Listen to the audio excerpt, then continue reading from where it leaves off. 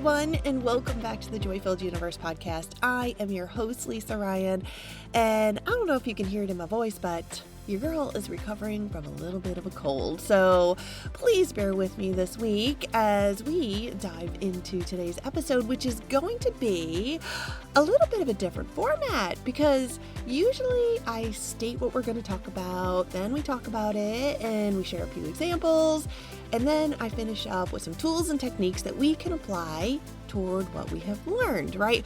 Well, I mean, that's actually the flow that I typically go for, or at least the flow that I always try to accomplish, which I think I do pretty good.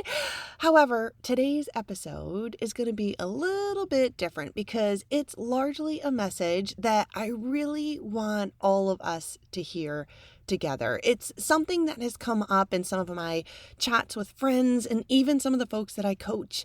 And it is everything to do with feelings towards giving up on our dreams, which I can completely relate to. However, I know that my own personal resilience and belief are what has largely contributed towards many of the successes that I have experienced in my life thus far. However, sometimes we can get exhausted and we can get run down. And when that happens, we can become a bit vulnerable, and then that leaves us open to fear-based external messaging, which may not always be as supportive as we might hope. And it is at those times where we may have a dream that others don't really understand. And people will lean in when they see us struggling, and albeit in most cases, it is with all good intention, well intended. Yet, these folks will look to offer us their best advice or opinions. And in many instances,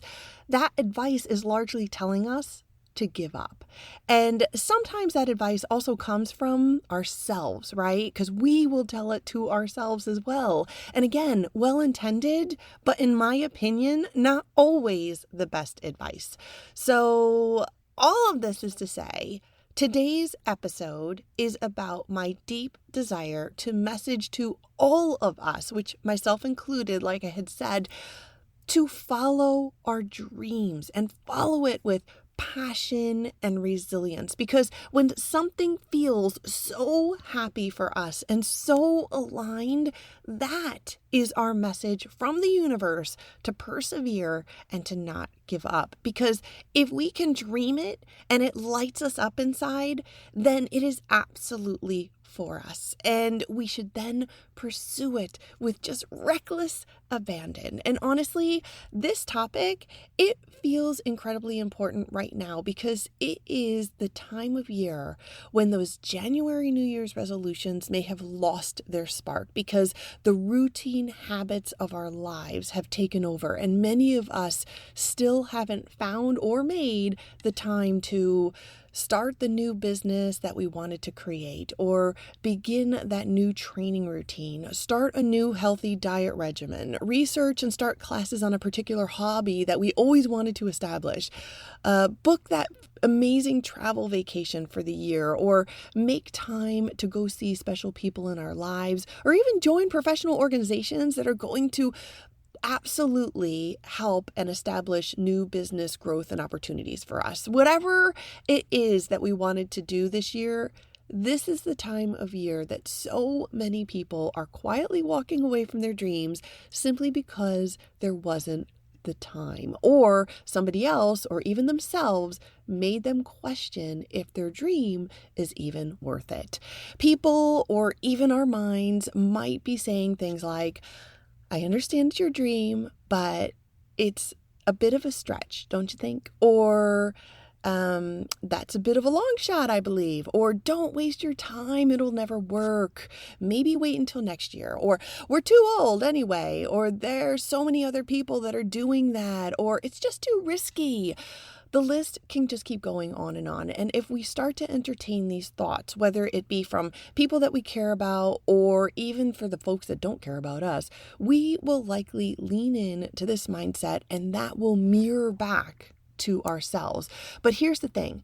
People will often encourage us to give up because they're afraid of what might happen if we don't. Sometimes they're afraid that we're going to fail, and those are the people who love us and don't ever want to see anything hurt us in our lives, right? Regardless of what it is.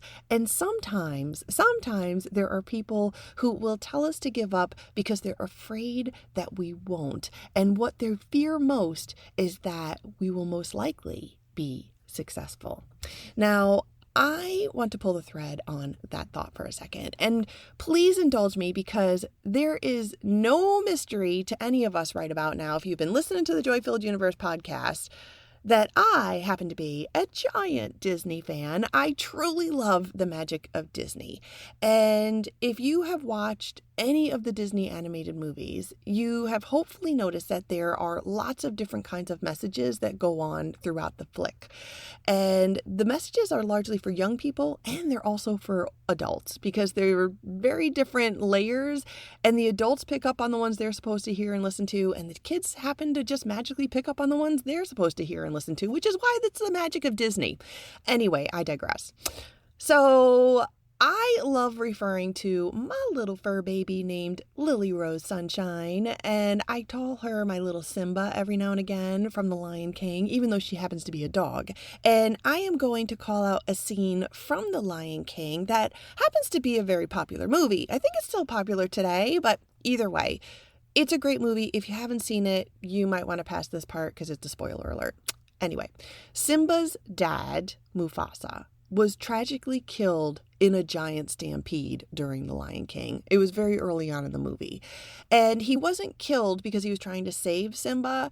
Rather, he was able to save him, but was like hanging from a cliff and was reaching out, and his brother Scar was at the top of the cliff, and like Mufasa was like, "Help me, Scar," but Scar didn't help him, and he allowed Mufasa to fall into the massive stampede below, and yeah, terribly sad ending for Mufasa. So afterwards, Simba found his dad, and he was understandably sad, and also then, too, in a very vulnerable state. And so Scar shows up, and he largely gaslights Simba into believing that it was all Simba's fault that Mufasa died. And he encouraged him to just run away and never come back. And if you think about it, Scar largely did this because he was positioning himself to become the new Lion King versus the heir apparent, which was Mufasa's son, Simba. And that whole scene, albeit quite a tearjerker, I'm going to say I was absolutely bawling with a big box of tissues next to me. However, it was very profound because it is what happens when we allow others, and sometimes ourselves too, to message a story that isn't true, so that we then will run away and abandon what is meant for us, largely because others, for whatever reason, don't want us to be successful. And the reasons why people try to deter us from our dreams has really nothing to do with us. That is all their own internal battle, and it's none of our business.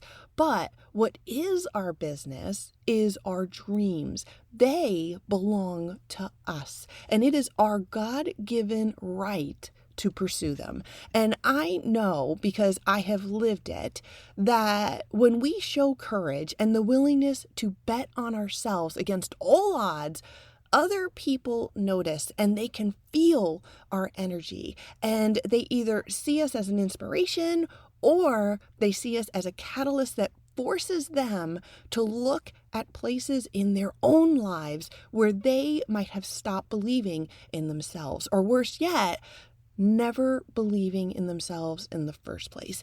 And you know what I have to say to those who might find themselves in this place?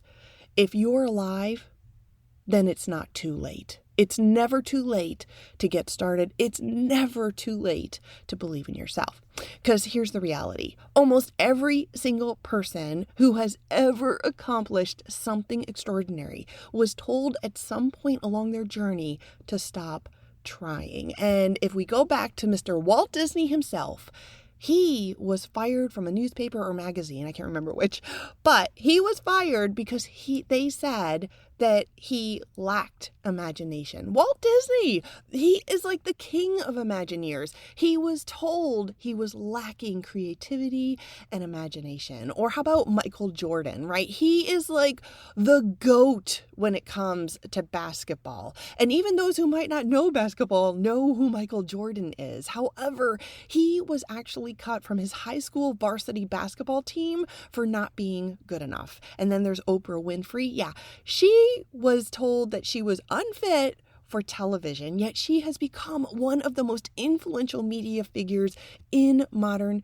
history. And then there's the amazing J.K. Rowling, who was rejected by multiple publishers before her first Harry Potter book was finally accepted. And look at her now. Look at the empire that she created just because she refused to give up. And none of these people had anything that we don't have when it comes to pursuing something that we love. And what I genuinely know in my heart from examples like these, as well as from my own experiences, the world is not meant to see our vision before it happens, because that vision was given to us, not the rest of the world. And people love to evaluate our dreams through the lens of their own limitations, right? Their own fears, their own disappointments, experiences, and their own conditioning and limiting beliefs. If someone tried something once and they failed, they assume that we're going to fail too. If they gave up on their dreams, they may unconsciously encourage us to give up on ours. But another person's inability to see our future doesn't mean our future is not real. And like I said, sometimes the discouragement can come from people that are close to us, whether it be a family member or friends or even our life partners. And I truly believe that these people, they just want to protect us, which is all well and good and so very much appreciated. Yet it is in times like this, most especially, that our self-belief really matters. And I don't mean arrogance or delusion. I mean soul alignment, because there is a really big difference between forcing something from desperation and staying aligned with something that genuinely lights up our soul. And although it is kind of hard to explain here, we know when we feel aligned because we feel energized and excited. And visioning is actually really successful because we can truly feel it deep in our hearts.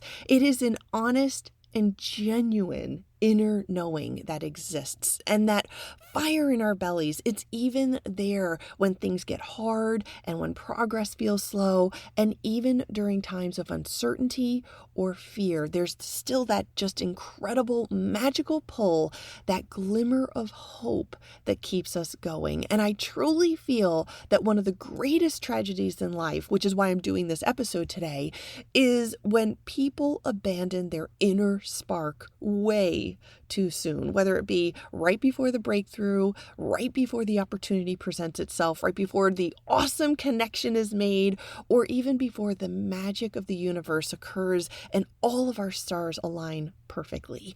And something that isn't spoken about enough is the fact that success almost always looks and feels a bit ridiculous in the beginning, right? A podcast with 15 listeners in the first few months, most of them who happen to be friends and family, a business with 0 customers, a YouTube channel with only a few subscribers, an author writing their book in a coffee shop with tons of financial debt piling up. J.K. Rowling, ring a bell?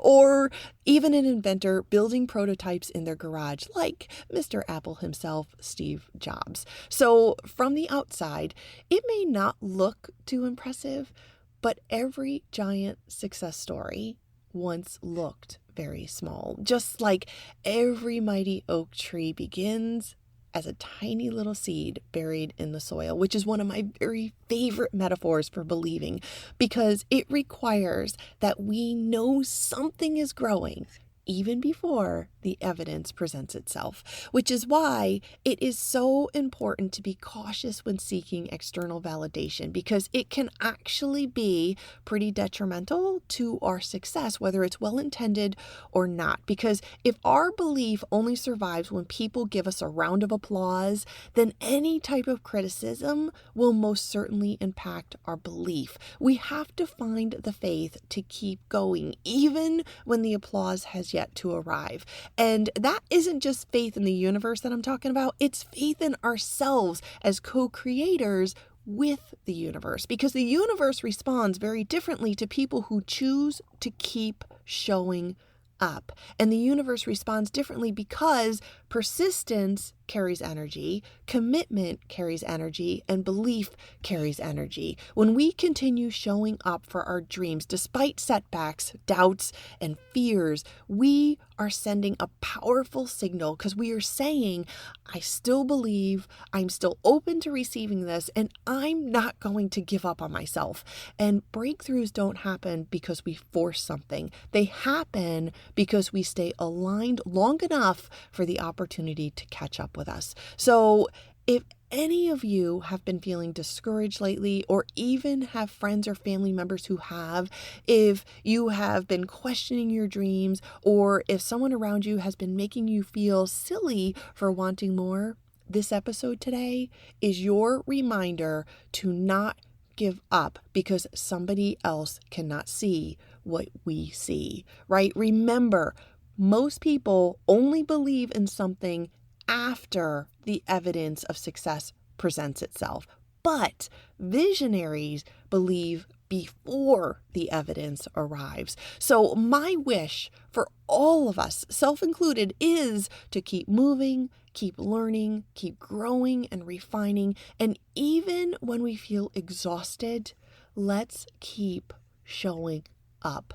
And most importantly, we have to keep believing in ourselves, even during the quiet seasons, because history is filled with people who were told to quit. But what is so cool is that history largely only remembers the ones who didn't. So if this podcast message is reaching you today and you happen to be in a place of feeling a little bit deflated, or if you are starting to feel like your desires are never going to arrive, please give yourself some grace. And also remind yourself of why you started on this journey in the first place. Because if it is truly from a place of joy, then it's from a place of alignment, which means that this dream is absolutely meant for you. So let's get back up when we fall down and keep going when we feel tired. Choose growth over validation and stay calm and focused when others place doubt and unhealthy criticism in our path. Let's set boundaries where we need to, remain disciplined, stay consistent, remain calm, and choose joy. And above all things, let's keep believing in ourselves. And two quotes that I absolutely love from a couple of Stoics who are out there. They're amazing, and I often refer to them. But one is, you have power over your mind, not outside events. Realize this, and you will find strength. That is from Marcus Aurelius. And the other one is from Seneca, which is, it is not because things are difficult that we do not dare. It is because we do not dare that things are difficult. And that is it for this week. I hope that you all enjoyed this episode, and perhaps keep it handy for the days that we might feel like we need a little reminder to stay on our most aligned course. And I absolutely hope that it also served as an inspiration to keep pursuing your dreams, all of them, because we all have that extra special sauce within us to do and be whoever we want to be in this lifetime. It is our gift as spiritual beings, and it is honestly my desire today to remind all of you, and myself too, of this incredible gift. And now that, I'm going to say, is a wrap for this week. So If you enjoyed today's pod, please do the Lord's work and rate, follow the show, write a review, or even just send me a text or a DM on my Instagram. I'm at Joy-Filled Universe. I always love hearing from you, so thank you so much for your support. And yeah, I think that's about it. Other than, I am your host, Lisa Ryan. This is the Joy-Filled Universe podcast, where we explore all the tools and tricks that are going to make your universe even more joyful than it already is. And I will see you next week. Bye.